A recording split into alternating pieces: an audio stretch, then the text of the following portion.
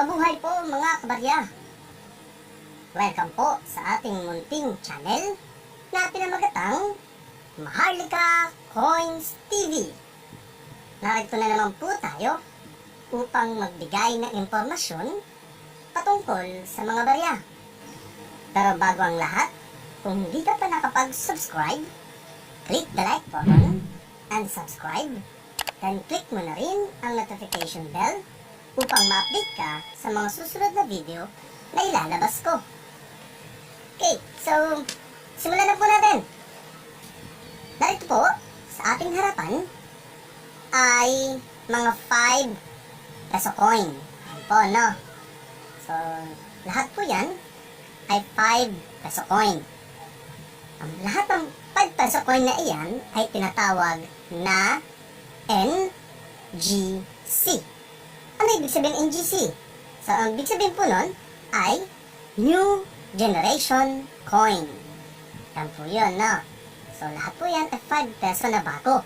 Ang sabi natin, no? Ito ay nilabas noong 2017, 2018, 2019, na? So, dalawa pong 2019. Okay. So, ito po yung 2017 na 5 peso NGC. Yan po, no? So, yung po nakalagay doon ay yan po, 2017. Tapos sa baba po niya ay ang BSP Mint Mark. Ito po yung BSP Mint Mark. Ito po yung kanyang 2017 na year. Yan po, no? Ito po yung kanyang likuran. Yan po. Okay. Ngayon, dumako naman tayo sa 2018. Ito po yung 2018. Yan po. So, yun po yung 2018 na year. Tapos ito yung BSP Mint Mark, 5 peso. Yan po. Okay, so ito po yung kanyang likod. Halos wala pong pinagkaiba sa 2017 yan, no?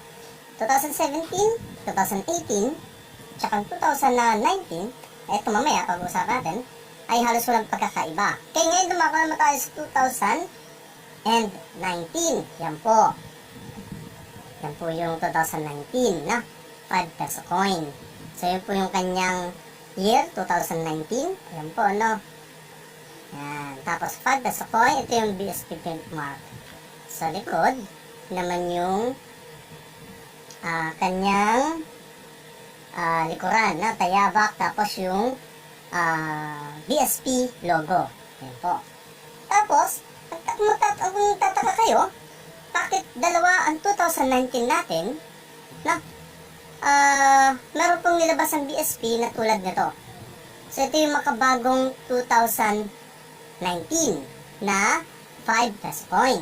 So, meron pong usap-usapan na sabi, kaya daw po gumawa ang BSP ng ganitong uri ng 5 piso dahil maraming mga kababayan natin, lalo ng mga tindero, nagrereklamo patungkol sa 5 piso na ganito at saka sa piso. Kasi po, kung ikukumpara natin ang piso at ang 5 piso, no, halos daw po wala silang pinagkaiba. Mas malaki lang ng kaunti itong 5 piso na ito kaysa sa piso natin. Kaya daw, o kadalasan, nangyayari, nagkakamali daw sila sa pagsusukli. Yan po. Na, yung 5 piso, akala nila ay piso, kaya po naisusukli nila. Kasi kung papansin ninyo, pati yung kanyang edge ay reeded. Ganun din po, itong 5 peso coin natin. So, kung gilid niya po ay reeded din. So, halos wala pong pinagkaiba.